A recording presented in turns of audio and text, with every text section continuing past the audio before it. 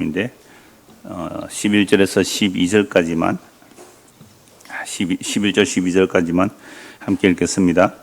아침에 일찍이 일어나 독주를 마시며 밤이 깊도록 포도주에 취하는 자들은 화 있을진저 그들이 연회에는 수금과 비파와 소고와 피리와 포도주를 갖추었어도 여호와께서 행하신 일에 관심을 두지 아니하며 그의 손으로 하신 일을 보지 아니하는도다. 아멘. 이사야 5장 11절에서 30절까지 화 있을진저라는 말씀이 5번 나오죠. 그래서 지난주에 본 내용 화 있을진저 첫 번째가, 그러니까 이사야 5장 8절부터 5장 30절까지 안에 화 있을진저가 6번 나오잖아요. 6번 나오는데 지난주에 이제 8절 9절 10절까지 8절에서 10절까지 화 있을진저에 대한 내용을 살펴보았습니다. 지난주 본 내용이 가옥에 가옥을 이으며 전투에 전투를 다하여 빈틈이 없도록 하고 이 땅 가운데 홀로 거주하려 하는 자들은 화 있을진저. 이 부동산 투기거든요. 이스라엘 땅은 하나님이 소유주예요. 하나님이 소유주. 이스라엘 백성들은 품꾼이거든요. 그러니까 하나님의 땅을 여호와의 전쟁으로 이스라엘 백성들에게 하사했단 말이에요. 땅은 하사품이에요. 자기 소유를 할 수 없어요. 그래서 땅은 사고 팔고 없는 땅인데 하나님께서 이스라엘 백성들에게 분명하게 땅을 사고 팔지 말라고 하셨어요. 그러나 경작권은 팔 수가 있잖아요.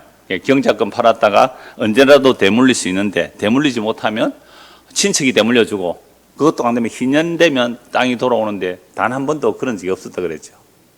그러나 성경이 레위기 25장에 나오는 이 토지 제도는요, 이스라엘 나라만이 아니라 사실 전 세계가 이 제도를 시행한다면 빈익부인 부익부를 가장 줄일 수 있는 내용이에요. 물론 오늘날 산업 구조는 워낙 다양해서 이 농사 짓는 시절에, 농사 짓고 목축하는 시절에 경제 구조를 그대로 말할 수 있느냐라고 의문을 제기할 수 있지만, 그러나 이미 한 100년 전에 헨리 조지라는 사람이 미국에서 이걸 다 논문을 발표했거든요. 토지 단일세를 하면 빈익부인 부익부를 최대한 막을 수 있는 좋은 제도다라고 말했어요. 그러나 주류 학자가 아니기 때문에 밀렸죠. 이분은 이제 기자도 하고 그랬던 분인데요. 그러니까 왜 나라가 생산의 총액은 높아지는데 왜 빈익빈 부익부가 자꾸만 심화되느냐, 이걸 이제 연구한 거예요. 연구하다 보니까 결국 토지 문제더라는 겁니다. 토지 문제. 그래서 세금을 토지 단일세로 하자. 제안했지만 주류 경제자들은 또 우리나라 같으면 뭐 재벌들의 그 후원을 받잖아요. 그래서 결국은 뭐 시행이 되지 않았는데, 지금도 한국에 이런 그 경제 공부를 하고 이렇게 정책이 시행되어야 한다는 사람도 있긴 해요. 그러나 언제나 뭐 소수죠. 그러나 여튼 레위기 25장에 나온 토지제도는 굉장히 이상적인 제도이지만 사실은 이스라엘 나라 백성들조차도 이 토지 제도를 시행하지 않았습니다. 그럼 어떻게 되는 거죠? 나라 망하는 거죠, 뭐. 그래서 어느 정도로 나라를 망해버리냐 하면 열흘간이 포도원에 겨우 포도주 한 바트가 나오고 한 호메드의 종자를 뿌려도 간신히 한 에바가 나리라. 이거 뭐 전염병 재앙으로 인하여 완전히 망해버린 나라가 되는 겁니다. 요건 이제 지난주에 본 말씀이고요. 오늘 보면 이제 11절에서 12절을 다시 보겠습니다. 아침에 일찍 일어나 독주를 마시며 밤이 깊도록 포도주에 취하는 자들은 화 있을진저 그들이 연회에는 수금과 비파와 소고와 피리와 포도주를 갖추었어도 여호와께서 행하신 일에 관심을 두지 아니하며 그의 손으로 하신 일을 보지 아니하는도다. 이제 두 번째 화가 되는데요. 그럼 아침 일찍 일어나서 독주를 마시며 해장술을 한잔 해야죠. 우리나라는 희한하죠. 술을 밤에 잔뜩 먹었으면 아침에 또 일어나서 어떻게 해요? 해장국을 먹는 게 아니라, 해장국만 먹는 게 아니라 뭐예요? 해장국에다가 다시요? 해장술도 먹어요.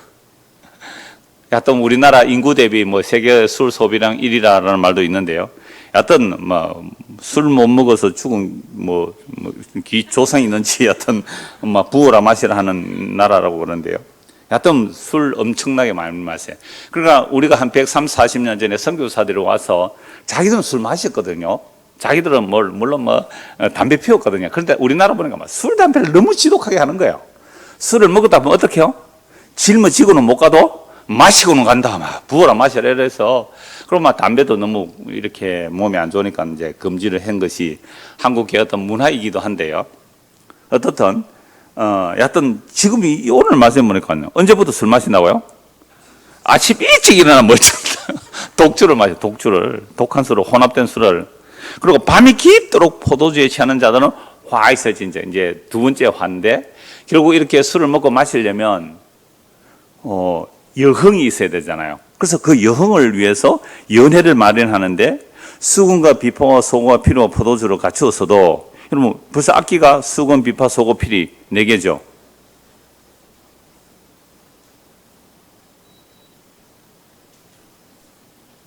그러면 악기만 이렇게 갖춰주면 악기 연주하는 사람 와야 되잖아요. 그러면 이 어떤 분위기예요?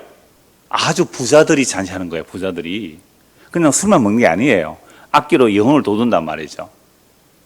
그렇게 하면서 모든 것을 다 갖추어서 즐기는데 그러면 이렇게 하려면 여러분 정직하고 성실하게 이마에 땀을 흘리면서 번 돈으로 이런 유흥을 즐길 수 있을까요? 못하죠. 여러분 공돈이 들어오면 흥청반청 잘 씁니다. 자기가 땀 흘려 번 돈은요 1,000원 하나 쓰기도 악받거든요. 그러니까 이렇게 번 돈은 바로 첫째 화 부동산 투기로 인하여 어마어마한 돈을 번 거죠. 뭐 그런 돈을 가지고 하는 게 뭐겠어요? 술을 엄청나게 비싼 술도 사고 온갖 악기를 동원한 악단들도 동원해서 분위기 있게 마시는데 문제는 그렇게 갖췄는데도 뭘 생각 안 해요? 여호와께서 행하신 일에 관심을 두지 않고 그의 손으로 하신 일을 보지 않는다. 지금 여호와 하나님께서는 지금 뭘 준비하고 계세요? 지금 아수를 일으켜 이스라엘 치고 남유다를 치려고 하나님께서 전쟁을 준비하고 계시는데 여호와 하나님이 행하시는 그 일에는 관심이 없는 거예요. 여호와 하나님의 손으로 무엇을 하실지 그게 관심이 없어요. 그러니까 지금 내가 부동산 투기해서 돈 많이 번 거 가지고 먹고 마시고 즐기고 악당까지 동원해서 나의 기분을 돋구고 있습니다. 그러면서 여호와께서 행하신 일에는 관심을 두지 않고 그의 손으로 하신 일을 보지도 않으려고 하는 거죠.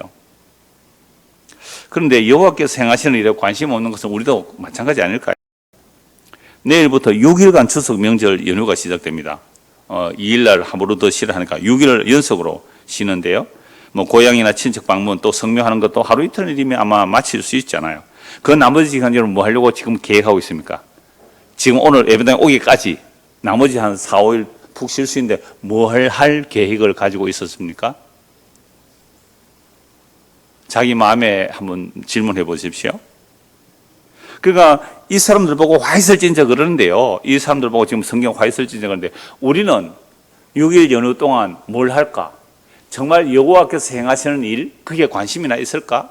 여호와 하나님이 손으로 하실 일, 그걸 보려고 할까?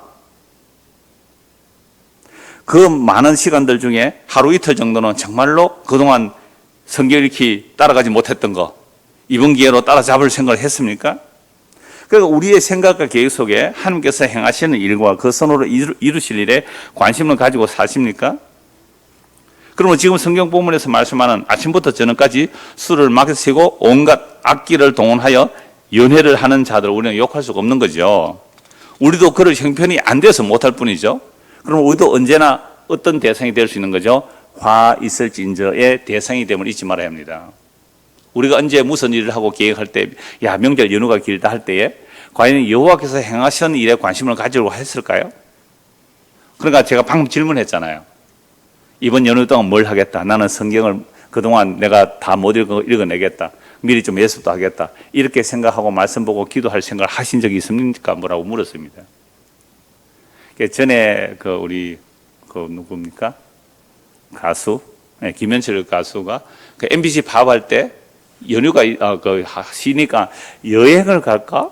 성경을 좀 볼까 하다가 어떻게 성경 보다가 제 설교 듣고 찾아까지 왔더라고요. 경기 모임 왔고, 이제 여기 모임에 또 우리 여기까지 직접 차 몰고 와서 하루 종일 있다가 이제 올라가 식사도 교제하고 갔는데요.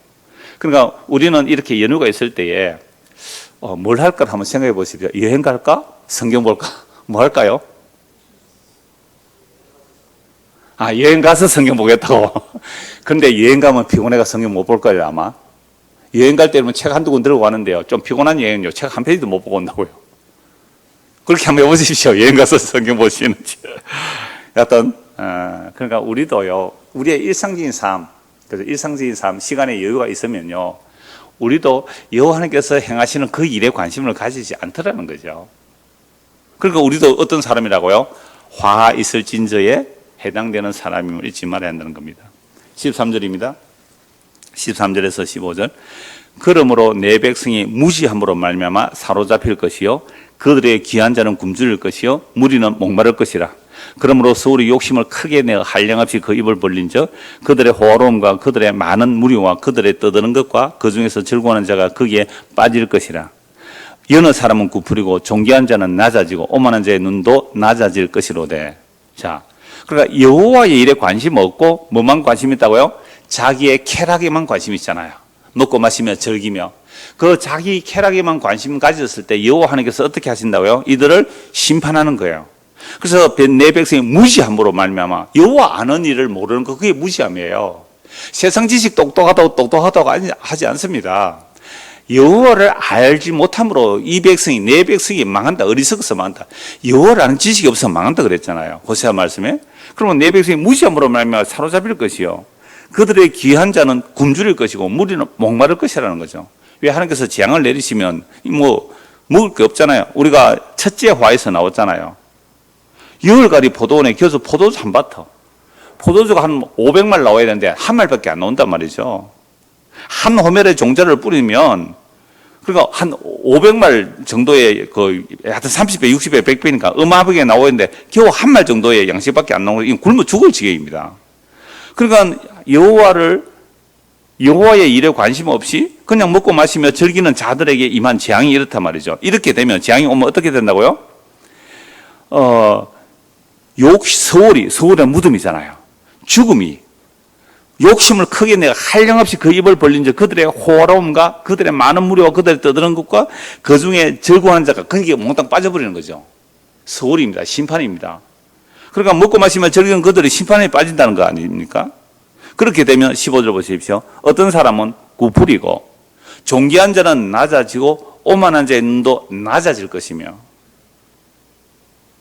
16절입니다. 17절, 16, 17절. 오직 만군의 여호와는 정의로우시며 높임을 받으시며 거룩하신 하나님은 공의로우심으로 거룩하다 일컬음을 받으시리라. 그때에는 어린 양들이, 16절까지만 볼게요. 그러니까 여호와 하나님께서 심판을 해버리면 어떤 일이 일어납니까? 존귀한 자는 낮아지고 오만한 자는 눈이 낮아지는 거잖아요. 이제 부자라고 부동산 투기해서 떵떵거리면 잘 먹고 잘 사는데 전쟁이 일어났어요. 재산 다 날아가 버려요. 그리고 사람은 잡혀서 포로 잡혀가요. 이러면 어떤 사람 구부러지게 되고 존귀한 자는 낮아지고 오만한 자는 눈이 낮아질 거잖아요. 이렇게 낮춰버리는 이유가 뭘까요? 16절입니다. 오직 만군의 여호와는 정의로우심으로 높임을 받으시며 거룩하신 하나님은 공의로우심으로 거룩하다 일컬음을 받으시라. 누구만 높아지는 거예요? 여호와 하나님만 높아지는 거예요. 근데 여호와 하나님 높아짐에 관심 없고 자기 이름 높이려고 하다가 심판받아 망하는 거죠. 우리가 전에 보았던 2장 11절 보십시오. 이사야 2장 11절입니다. 이사야 2장 11절.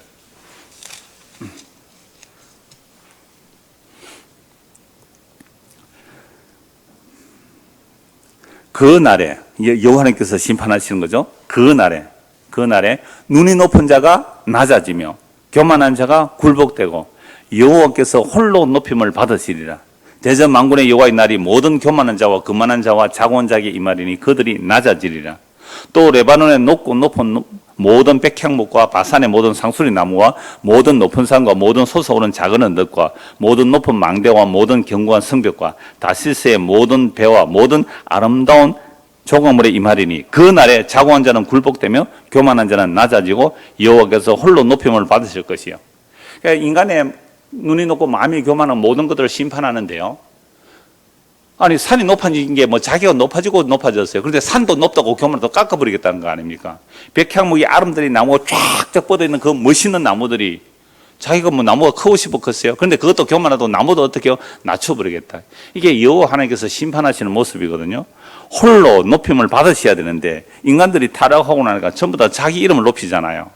그들 하나님께서 심판하시겠다는 겁니다. 이게 이제 두 번째 화, 다 누적되는 거예요. 첫 번째 화, 그 다음에 두 번째 화, 먹고 마시며 즐기는 자들, 그들을 하나님께서 심판하시면 모든 높은 자들 다 낮춰버리고 여호와 홀로 높임을 받으리라 라고 말씀하는 겁니다. 그렇게 심판을 당해버리면요. 자, 16절, 17절 보십시오. 오직 만군의 여호와는 정의로우심으로 높임을 받으시며 거룩하신 하나님은 공의로우심으로 거룩하다 일컬음 받으시리니 그때에는 심판받는다 말이죠. 그때는 어린 양들이 자기 초장에 있는 것 같이 풀을 먹을 것이요 유리하는 자들이 부자의 버려진 밭에서 먹으리라. 그러면 부동산 투기를 해서 권력 있는 자들이 가난한 자를 약탈했단 말이에요. 과부의 재산을 삼켜버려요. 고아 과부 나그네를 돌보지 않았습니다. 희년 안 지켰어요. 안식년 안 지켰습니다. 경작금 판 사람들 제때 돼서 안 돌려줬어요. 그러니까 나라가 망하게 되는 거죠. 그러니까 나라가 망하게 되니까 그 부자들의 그 많은 땅들이 어떻게 해요? 황폐하게 되죠. 왜? 그 부자들을 잡아가 버리잖아요. 여러분, 전쟁이라면 똑똑하고 잘난 사람들 잡아갑니까? 가난해서 떠돌아다니면서 얻어먹는 사람 잡아갑니까? 또 가난해서 떠돌아다니면서 그 사람들 잡아가서 무슨 소용이 있겠어요? 뭐 부역은 좀 시킬 수 있겠지만 그 사람들은 먹은 게 없어서 힘도 없어서 데려가지도 안 해요. 노예로 팔리지도 않는단 말이에요. 그 잘나고 멋있는 사람들 잡아갈 거 아니에요. 그러면 그 부자집이 누리고 있던 그 넓은 땅 어떻게 된다고요? 황폐하게 되죠. 그럼 황폐하게 되면 누가 가서 따먹을까요? 짐승들이 따먹을 것이고, 가난하여 유리한 자들, 가난하여 유리한 자들이 거기 가서 먹을 거 아닙니까? 그러면 한때 내가 부자다, 이 땅은 내 땅이다, 자기 이름으로 등기해놓고 수천 명, 수만 평 땅을 가지고 떵떵거리는 사람 잡혀가 버리니까 그 빈 땅에 누가 온다고요? 짐승들이, 덜 짐승들 와서 먹을 것이고, 가난한 자들이 와서 그 남은 거 따먹을 거 아니에요. 신명기 24장 한번 보십시오. 신명기 24장.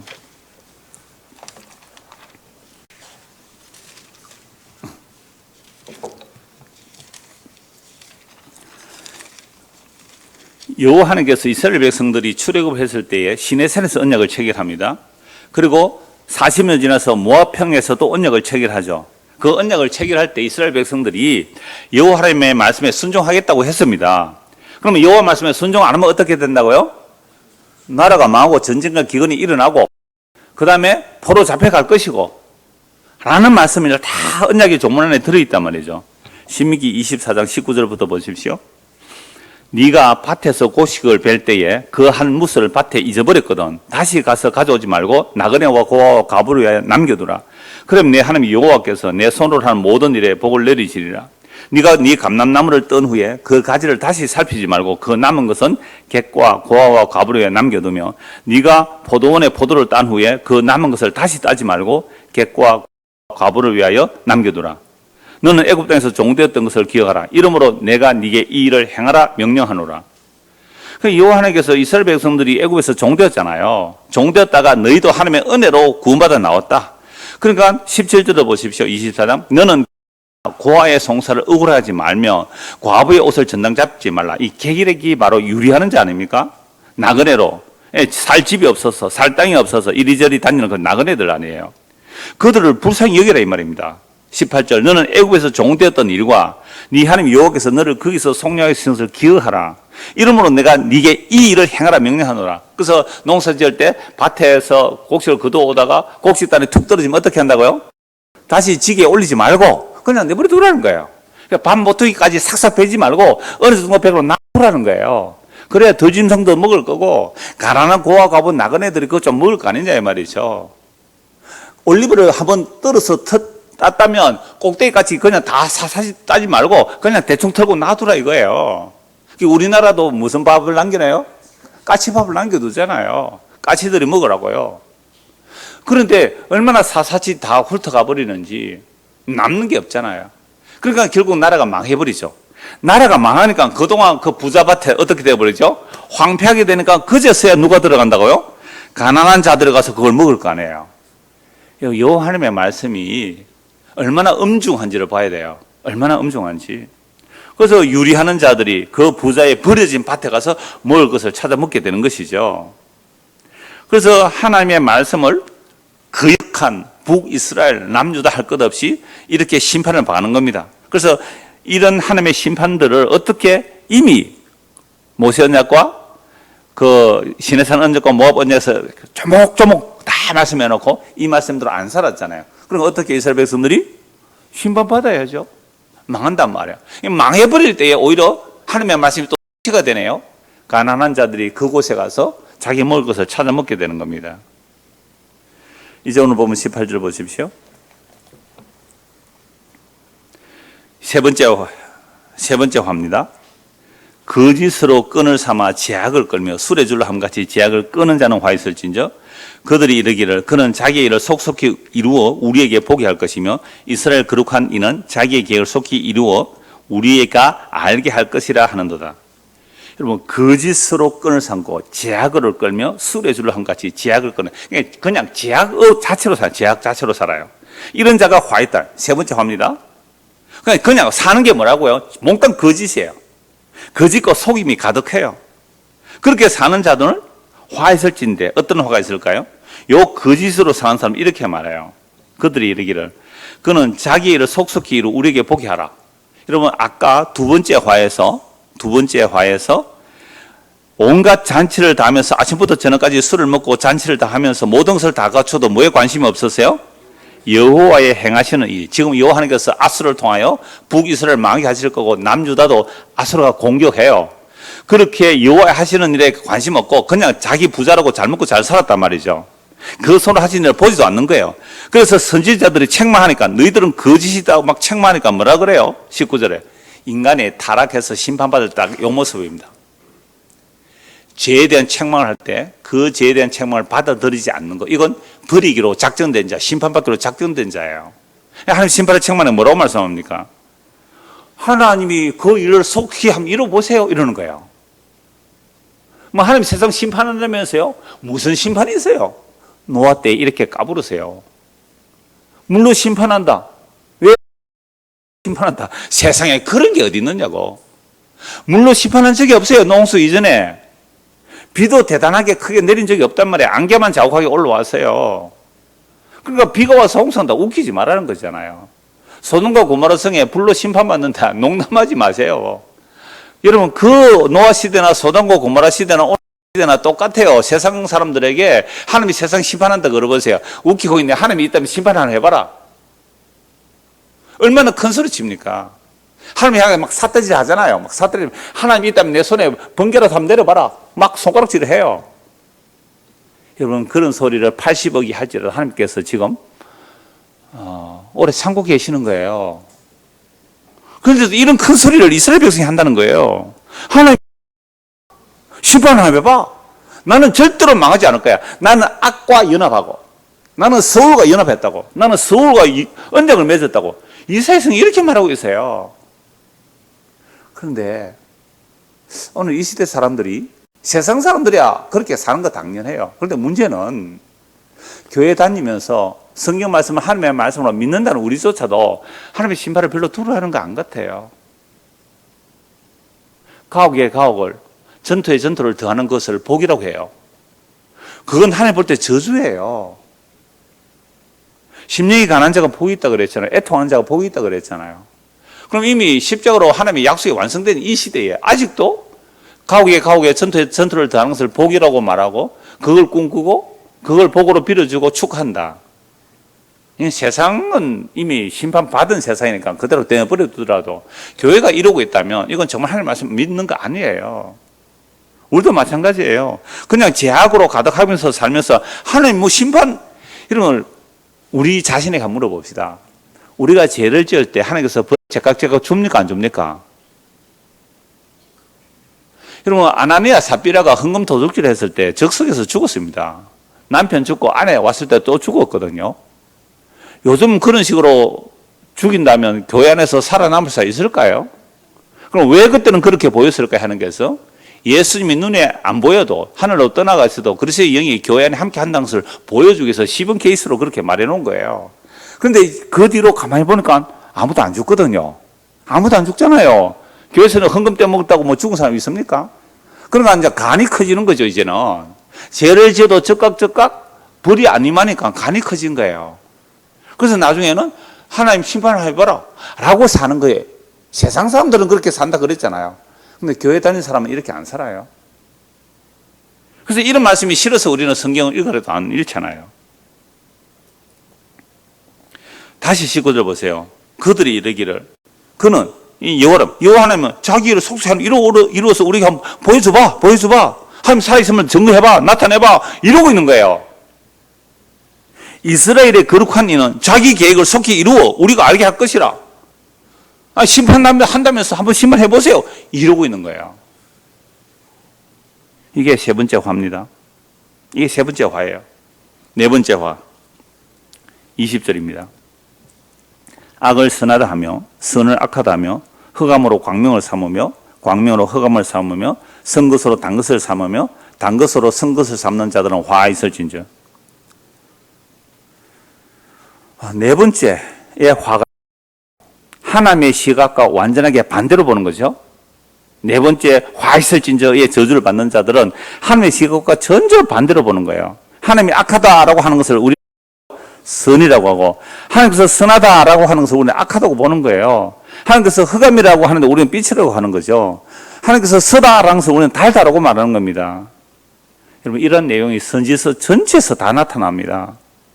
하나님과 이스라엘 백성들이 하나님의 백성이라는 이스라엘 백성들의 시각이 하나님과 완전히 달라요. 그러니까 이렇게 금방진 소리를 하는 거잖아요. 하나님이 살아있다면 하나님의 뜻 한번 이루어보세요. 뭐 심판하신다면서요. 심판 안 하잖아요. 악인이 오히려 형통하고 의인이 고난받는데 공의로운 하나님이 살아계시고 정의로운 하나님이 살아계시다면 이러면 안 되잖아요. 하고 되던 자들이 하박국 선지자 아닙니까? 시편 73편의 기자죠. 하나님 이럴 수가 있느냐고요. 그러니까 선지자들조차도 이런 항의를 하는데 일반 사람들이야 뭐 더 할 거 아니에요. 세상 사람 말할 것도 없고요. 여러분 오늘 이 시대도 마찬가지 아닙니까? 정말 빛을 어둠을 빛을 하지 않습니까? 이제 추석 명절에 대해서 뭐 친척들이 이렇게 모였습니다. 그러면 여러분들 안에 빛이라는 게 무엇이며 어둠이 뭔지를 한번 말해라 해보세요. 사람들이 잘하는 게 뭔지를 한번 보세요. 세상의 눈에 보이는 것들 아닌 정말 하나님의 은혜로 예수를 믿게 된 것, 회개하고 예수 믿게 된 것, 십자가에서 예수님께서 이루신 그 일을 은혜로 받아들이고 이걸 진짜 복으로 말하는 그런 가정이 얼마나 될까요? 사돈 8종까지 다 예수 믿는 집안이라고 해도 그런 분위기가 과연 나오느냐 이 말입니다. 추석 명절 앞두고 덕담을 해도 뭐 할 텐데 화만 퍼붓고 있어서 죄송합니다만은 진짜 복과 화가 뭔지를 빛과 어둠이 뭔지를 구별해야 돼요. 이게 네 번째 화예요. 다섯 번째 화입니다. 21절 스스로 지혜롭다 하며 스스로 명철을 하다 하는 자들은 화 있을진저. 그러면 어떤 화를 안 받는 사람이에요. 나는 어리석고 미련한 사람이다라고 해야 되잖아요. 그런데 여러분들 주변에서 나는 정말 미련하고 어리석습니다. 나는 지혜롭지 않습니다. 나는 명철하지 않습니다. 정말 나는 바보입니다. 뭘 하는 것마다 판단하는 것마다 손해보는 일, 그죠? 남보다 앞서지 못하는 일. 그런 일만 계속하면 그런 사람 보고 우리가 지혜롭다고 할까요? 명철하다고 할까요?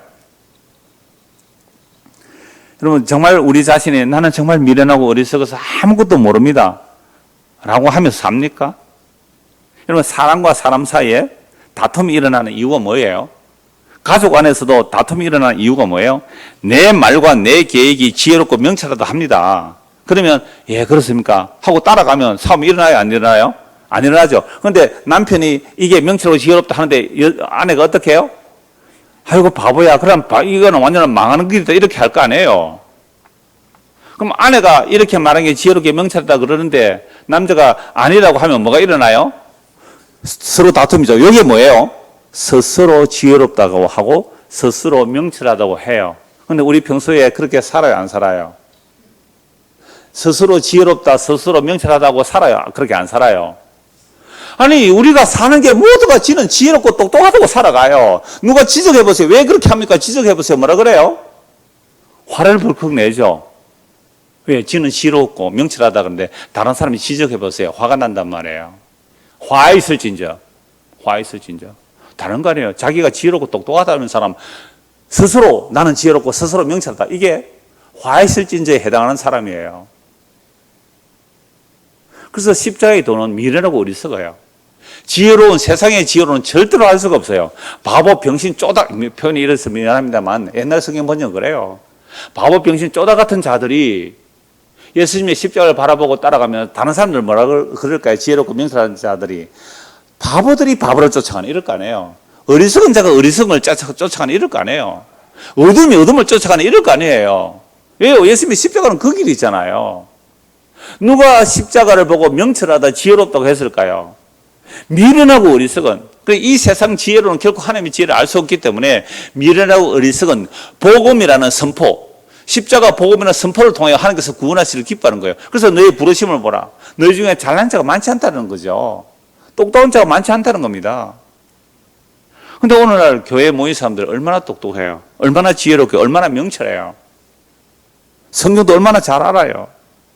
스스로 지혜롭다, 스스로 명철하다 하는 자들은 화 있을진저라고 말씀하는 겁니다.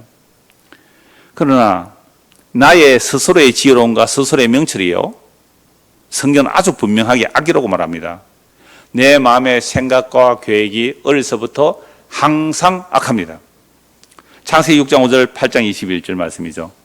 이 말씀을 우리가 정말로 인정한다면 적어도 하나님 앞에서는 어리석고 미련한 자라고 해야 하는데, 우리 오늘 본문에서 보았죠.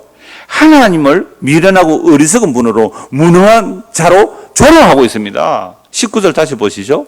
그는 자기 일을 속속히 한번 이뤄보세요. 우리에게 보게 하십시오. 이스라엘의 거룩한 일은 자기 계획을 속속히 한번 이뤄보십시오. 우리에게 한번 알려보십시오. 이게 화 있을 진저에 해당되는 사람입니다. 화 있을 진저에 해당되는 사람이죠.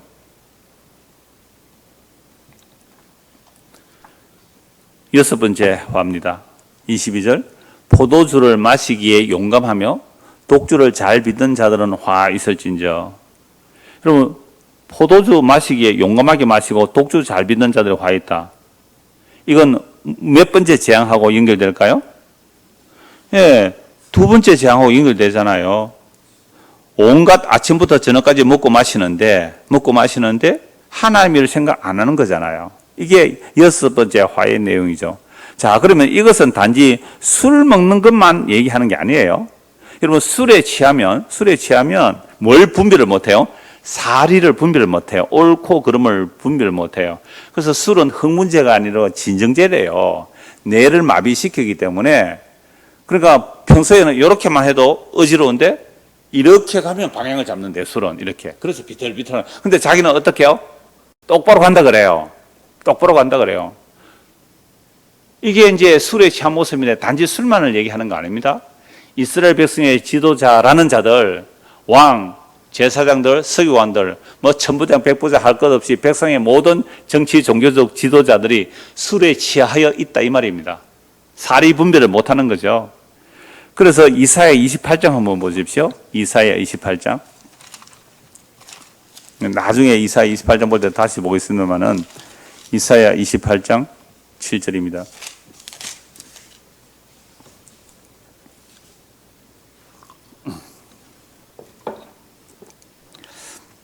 자, 6절부터 볼게요.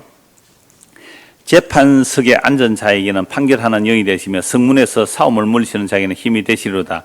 그리하여도, 그러니까 여호와께서 이제 심판을 하실 거예요. 그런데 그래야 이들은 포도주로 말미암아 엿걸음치며 독주로 말미암아 비틀거리며 제사장과 선지자도 독주로 말미암아 엿걸음치며 포도주에 빠지며 독주로 말미암아 비틀거리며 환상을 잘못 풀며 재판할 때 실수하나니 모든 상에는 토한 것 더러운 것이 가득하고 깨끗한 것이 없도다.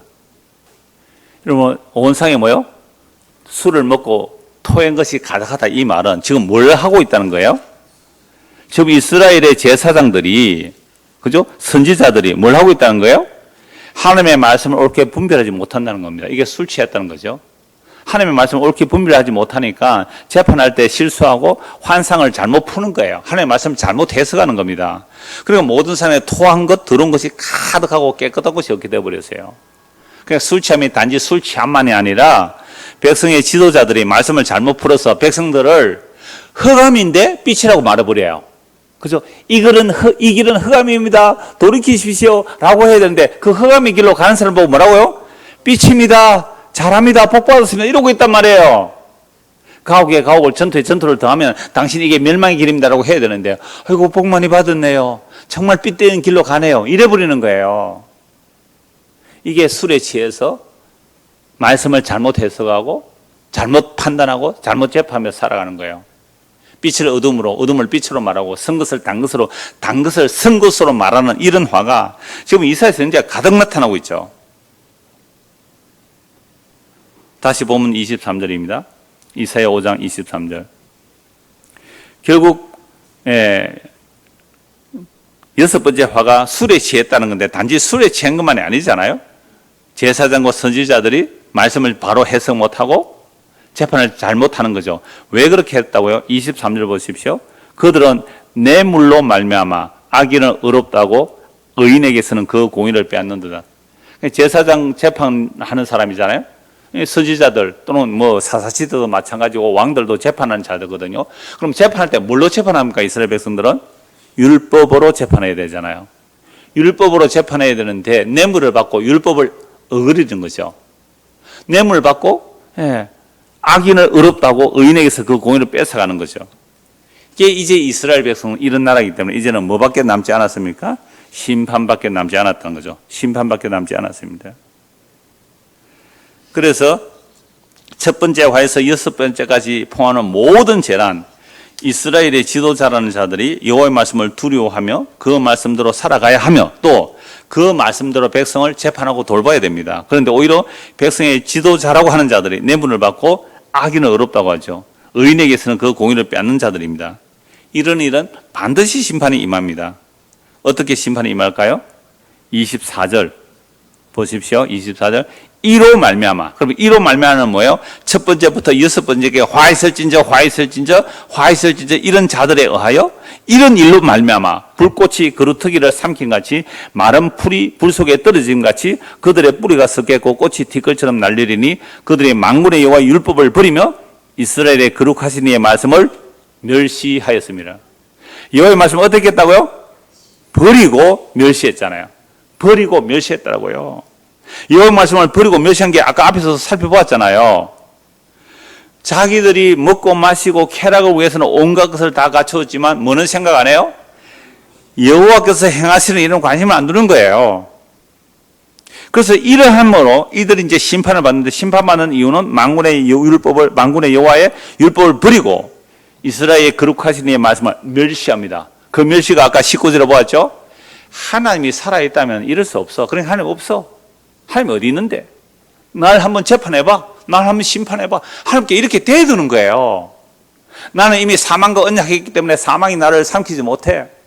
나는 서울과 이미 언약했어. 이렇게 큰 소리를 치며 사는 이스라엘이에요. 그런데 우리는 말이야 그렇게 못하죠. 함부로. 그죠? 말로는 함부로 그렇게 못해. 그러다 혹시 지옥 갈까 봐 겁이 나서 말을 못하지만요. 말만 안 한 게 문제가 아니에요. 입으로는 시인하되 행위로는 부인하면 그게 가정한 자거든요. 우리가 말로는 여호와 하나님의 말씀이 살아있습니다. 하나님이 심판합니다. 라는 말을 하지만 우리의 행위는 그 말씀 앞에 심판받을 자의 모습으로 살아가지 않더라 이 말이죠. 얼마나 가정해요. 가정이 우상숭배자거든요. 그래서 우리가 말씀을 참말로 보고 내가 지금 하나님 앞에 화 있을진저에 속한 사람이라면 어떻게 돼요? 내가 화 있을진저, 여러분 오늘 6가지 화 있을진저, 지난주 보았던 것까지 합해서 6가지의 화 있을진저, 나중에 10장에 또 화 있을진저 또 나와요. 그 화 있을진저에 속한 사람이라면 우리는 어떻게 해야 돼요? 정말 회개하고 주께로 돌이켜야 되는 거예요. 기회예요 이게.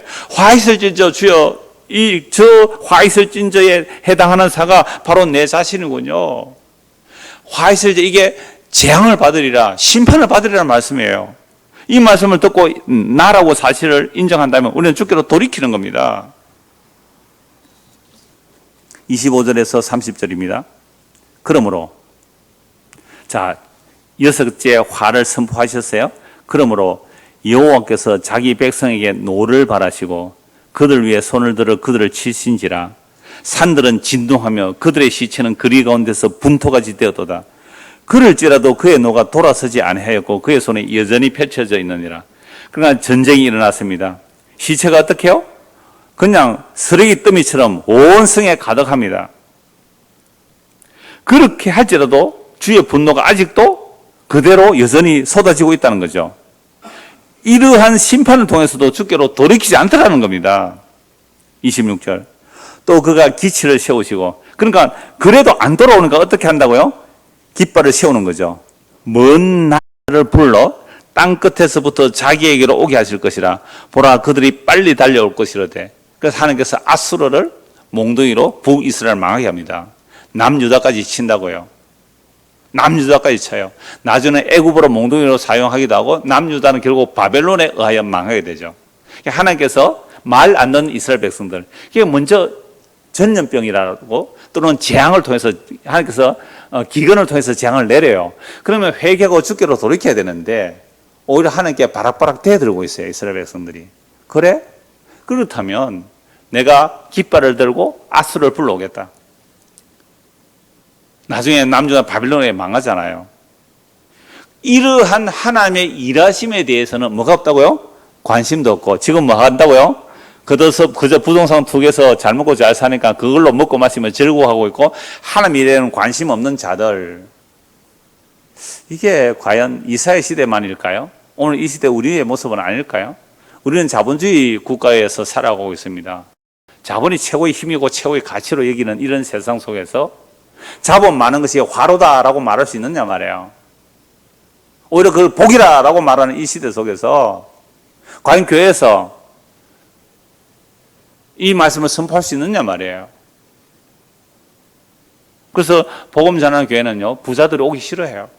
그래서 보면요, 그래도 좀 복음 전한다고 하는 교회들 보면 다 뭐 전세방, 뭐 지하, 뭐 그죠, 상가 건물 이런 데 있지, 좀 번듯한 교회가 없더라고요. 제가 쭉 살펴보니까.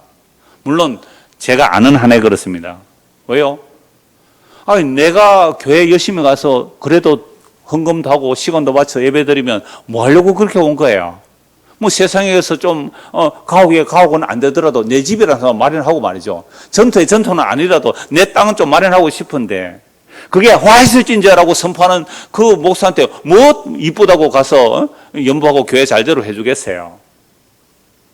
그러니까 옛날이나 지금이나 똑같습니다.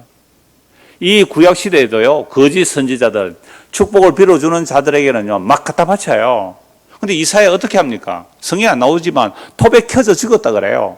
이 유대인의 그 전설이에요. 톱에 켜져 죽었어요. 예레미야 죽이려고 얼마나 구덩이 잡아 던집니까? 이 구약이나 오늘 이 시대나 하나님의 행하시는 일에는 관심 없어요. 하나님 말씀에 관심 없어요. 뭐만 관심이 있습니까? 내가 하나님께 요만큼 드릴 테니 하나님 잘 받아 잡수시고 내 일 복 주세요. 그거 종교예요. 그런 종교 사업이 번성해지면 그곳에서는 하나님의 말씀이 설 자리가 없는 거예요. 그래서 화이슬진저를 지금 6번이나 선포하고 있어요. 이 짧은 본문 안에서 화이슬진저. 다시 25절, 26절입니다. 또 그가 기체를 세우시고 먼 나라들을 불러 땅끝에서부터 자기에게로 오게 하실 것이라. 보라, 그들이 빨리 달려올 것이로되 그 중에 곰핍하여 넘어지는 자도 없을 것이며 조는 자나 자는 자도 없을 것이며 그들의 허리띠는 풀리지 아니하며 그들의 덜매끝은 끊어지지 아니하며 그들의 화살은 날카롭고 모든 활은 당겨졌으며 그들의 말굽은 부싯돌 같고 병거박히는 해오리 바람 같을 것이며 그들의 부르짖음은 암사자 같을 것이요 그들의 소리 지르면 어린 사자들과 같을 것이라. 그들이 부르짖으며 먹이를 움켜 가져가 버려도 건질 자가 없으리로다. 그 날에 그들이 바다 물결 소리같이 백성을 향해 부르짖으리니 사람이 그 땅을 바라보면 흑암과 고난이 있고 빛은 구름에 가려서 어두우리라. 그러니까 아수르가 쳐들어오면 북이스라엘을 망해버리잖아요. 남유다까지 공격하거든요. 그럴 때 캄캄한 어둠이 올 것이다 라고 지금 선지자가 말씀하고 있는 겁니다. 여호와 하나님의 말씀을 멸시하는 자들에게 심판이 임하는 말씀을 이렇게 구약에서 전하고 있잖아요. 오늘도 마찬가지예요. 오늘도 우리가 하나님의 말씀을 얼마나 멸시하고 무시하고 삽니까? 하나님을 어디서 만납니까? 하나님을 어디서 만나요? 꿈속에서 만납니까? 기도원에 가서 만납니까? 어디서 만납니까? 말씀에서 만나야 돼요. 하나님은 기록한 말씀 외에 지금 말씀하지 않으세요. 성경이 완성되고 나서는요, 하나님께서는 꿈으로도 말 안 해요. 선지자로 말 안 해요. 기록된 말씀을 하나님 말씀하시는 거예요. 그래서 우리가 하나님 말씀을 통하여 하나님을 만나야 돼요. 요한복음 20장에 말씀하고 있잖아요. 21장에. 여기에 기록하지 않은 수많은 표적들이 있지만 이것을 기록하면 예수 그리스도의 요한복음만이 아니에요. 모든 성경이 다 그래요. 이 말씀을 기록하면 너희로 하여금 예수가 하나님의 아들 그리스도를 믿어 영생 얻게 하려고 하는 일은 부족함이 없는 게 성경이에요. 그러니까 우리가 오늘도 성경을 통해 하나님의 뜻을 아는 것이고 하나님의 말씀, 하나님이 하시는 일에 관심을 가지는 거예요. 하나님께서 어떻게 하실까? 일에 말씀을 비춰보면요, 내가 지금 살아가는 이 삶의 방향이 오늘 6가지 화를 말씀드렸습니다. 지난주 1개, 오늘 5가지. 6가지 화 있을 찐저에 해당된다면 말씀을 진지하게 보십시오. 그러면 나는 여기서 여호와의 말씀에 화 있을 찐저에 해당되는 사람이라면 나는 지금 뭐 해야 되는 거예요? 회개해야 되잖아요. 회개해야 되잖아요. 주여, 내가 이 말씀을 보니까 나는 정말 가옥에 전투를 더하는 이게 보인 줄 알고 막 달려갔습니다. 회개합니다. 이렇게 해야 되는 거 아니에요. 아침에 일찍 일어나서 밤늦도록 술을 취하는 거. 여러분, 요즘 꼭 술 아니라도 취하는 거는 많아요. 아침 일찍부터 저녁 늦게까지 온갖 뉴스, 세상 뉴스에 취하고 세상 오락에 취하는 게 오늘 이 시대 아이들 아닙니까? 건널목을 건너가면서도 그거 유튜브 보고 가잖아요. 그게 술 취한 것과 뭐가 다릅니까?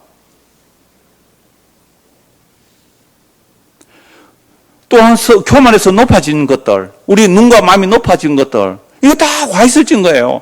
지약을 따라 살면서 하나님이 어디 있느냐고 큰 소리 치며 사는 자들, 스스로 지혜롭다고 하는 자들, 빛을 어둠으로 어두운 빛으로 바꾸는 자들, 포도주를 마시기 용감하며 독주를 잘 빚는 자들, 화있을진 자, 뇌물을 받아서 그 백성들에게 억울하게 하는 일들, 이런 일들이 모두가 화있을진지에 해당된단 말이죠. 그래서 우리가 이 말씀을 제대로 읽었다면, 오 주여, 내가 저주받아 마땅한 자이고요 아는 사람이면 어떻게 할까요? 다음 주에 볼 이사야 6장에서 이사야 선지자가 하나님의 영광 앞에 이렇게 말합니다. 화로다 나여 망하게 되었도다. 오늘 6가지 화를 말씀드렸어요. 지난주까지 포함해서 이 6가지 화에 해당되지 않는 사람 아무도 없습니다. 여러분들 지혜롭다고 여기지 않는 사람 있어요? 나는 정말 바보입니다. 그저 시키는 대로만 합니다. 아내가 가라면 가고 오라면 옵니다. 그런 남편이 있어요? 남편이 아내가 뭐라고 말하면, 예, 나는 남편, 사라가 아브라함 보고 주라고 했듯이 나는 그저 가라하면 가고 오라하면 옵니다. 그런 아내 있어요? 그게 스스로 명철하다, 스스로 지혜롭다 하지 않는 자들이에요. 예수님께서 가라면 가고 오라면 옵니다. 여러분 정말 로마의 백부장처럼 가라면 가고 오는 그런 사람입니까? 톡톡 말대꾸 다 하면서 그건 이렇고 이건 이렇고 이래서 안 되고 저래서 안 되고 따지는 사람들입니까? 목사님 그건 안 돼요. 여보 그건 안 돼요. 당신 이러면 안 돼요. 모두가 스스로 지혜롭다고 스스로 명찰하다고 그러는데 누가 성경 말씀 들을까요? 이게 우리가 다 화이슬진의 모습이거든요. 저도 마찬가지예요. 그래서 요즘 제가 많이 제 스스로 시험을 합니다. 너 진짜 죽은 인간이가 아니면 죽은 척 하는 것인가? 누가 뭐라면 예 알겠습니다 하고 해보는데 속에서는 불불 끓어요. 이거 뭐예요?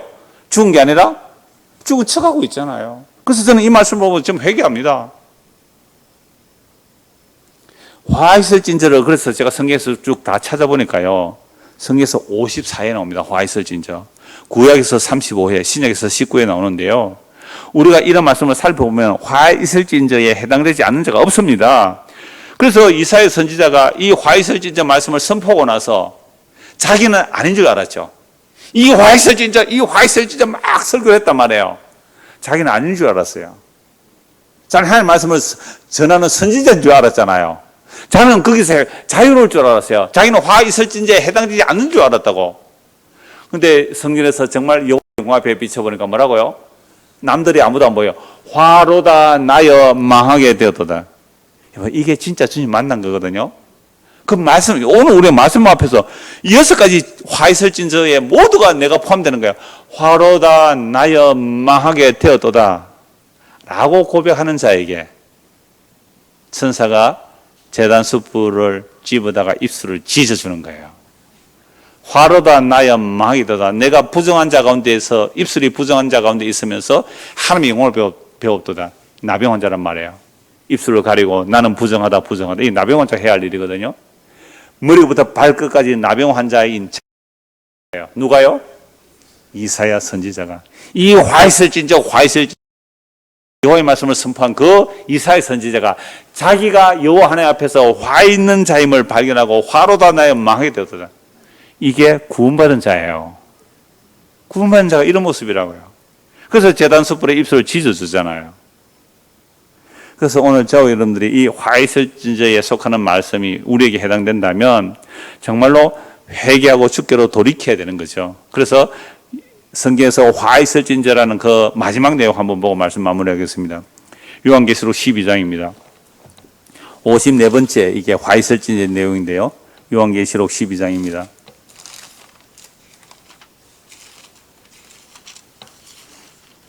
요한계시록 12장 10절. 내가 또 들으니 하늘에 큰 음성이 있어 이르되 이제 우리 하나님의 구원과 능력과 나라와 또 그의 그리스도의 권세가 나타났으니 우리 형제들을 참소하던 자 곧 우리 하나님 앞에서 밤낮 참소하던 자가 쫓겨났고 또 우리 형제들이 어린 양의 피와 자기들이 정하는 말씀으로서 그를 이겼으니 그들은 죽기까지 자기들의 생명을 아끼지 아니하도다.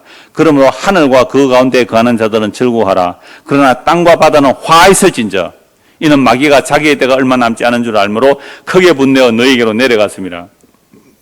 여기서 누가 화 있을 자가 됩니까? 어디가 화 있을 자가 돼요? 땅과 바다예요. 하늘에는요, 즐거워하라. 이게 뭐로 갈라집니까? 십자가로. 십자가 안에서 구약의 모든 성도들이 어린 양의 핏부림으로, 예수 그리스도의 핏부림으로 하늘에 앉혀진 자. 그래서 하늘에 앉은 자는 뭐요? 기뻐하고 즐거워하라. 그러나 아직도 땅과 바다에 있는 자는 뭐가 남아있어요? 화가 남아있어요. 화가 남아있어요. 그러나 이 땅에 사는 우리들, 오늘 우리들은요, 예수 그리스도 그 핏부림을 믿는 자, 내가 정말 화 있을 진저에 해당하는 자일 줄 알고 화로다 나여 망하게 되었다. 이사야 선지자처럼 회개하고 주 예수를 믿는 자들에게는 핏부림 입혀서 우리도 하늘에 속한 자가 되게 해주지. 그들은 즐거워요. 그런데 땅과 바다는 어떻게 해요? 화 있을 진저예요. 땅과 바다는 화 있을 진저. 자기 때가 얼마 남은지 아는 줄 알고 이 땅에 쫓겨났잖아요. 하늘에서 그 참사하는 자가 쫓겨나 버렸죠. 그래서 요한계시록 18장에 보면 무너졌다 큰 성 바벨론이야. 왜요? 어둠을 빛이라 하고 빛을 어둠에 한 이 세상 자체, 그 예루살렘 자체가 무너져요. 그래서 어떤 사람은 이 바벨론을 예루살렘으로 봐요. 저는 잘 봤다고 봐요. 이미 예루살렘이 빛을 어둠으로, 어둠을 빛이란 그 예루살렘이 그 거룩한 성전이라는 곳, 그게 도둑의 소굴이 되었다고 예수님께서 무너뜨리라 그랬잖아요. 그래서 예수님께서 죽으시고 부활하신 그리스도의 몸이 성전이고 그 예수를 믿는 우리가 성전이잖아요. 그래서 이렇게 성전된 자들은 무엇을 분별하며 살아갑니까? 빛과 어둠을, 단 것과 선 것을 분별하며 살아가요. 세상 사람들이 빛을 할 때 우리는 어둠인 줄 알고요.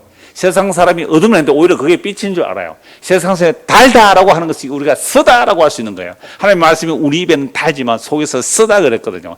때로는 말씀이 달기도 해요.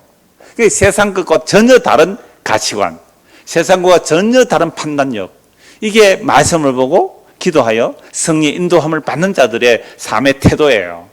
이런 자들이 믿음으로 분별하며 살아가는 겁니다. 이 은혜가 우리 모두에게 임하기를 소원합니다.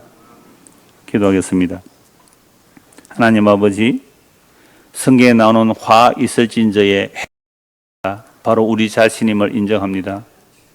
이사야 선지자가 6번이나 화 있을진저를 선포하였지만 거룩한 하나님의 영광 앞에서 화로다 나여 망하게 되었도다라고 말하고 있습니다. 남이 아니라 바로 자기 자신이 저주받아 마땅한 자임을 알 때에 제단 숯불로 입술을 찢어주듯이 주께서 우리의 죄를 불태워 주시고 우리가 주의 말씀을 따라 살아갈 수 있도록 은혜를 더하여 주시옵소서. 예수 그리스도를 받들어 기도드리옵나이다. 아멘.